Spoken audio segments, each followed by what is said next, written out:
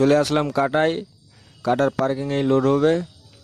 কাটার পার্কিংয়ে দেখি বাসটার সবই লাগানো আছে। চাল নিয়ে চলে আসলো।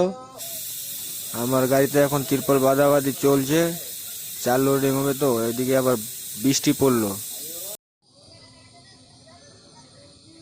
বৃষ্টি বন্ধ হওয়াতে লোডিং শুরু করলো। এখন লোডিং চলছে, দেখি লোড কতক্ষণে কমপ্লিট হয়।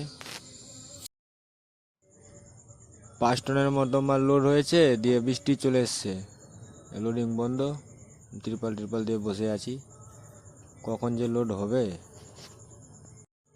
7টা বাজে আর লোডিং শুরু হয়ে গেছে, বলছে রাত্রেবেলায় বের করে দিবে। এদিকে আমার মামু বাড়ি থেকে আসলো ডিউটি যাওয়ার জন্য, এসে রান্না বান্না চাপিয়েছে।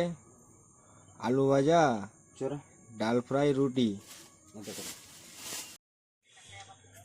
অর্ধেক গাড়ি লোডিং কমপ্লিট হলো, এখন বন্ধ করে দিল। এখন আর হবে না, কালকে লোডিং কমপ্লিট দেবে অর্ধেক গাড়ি।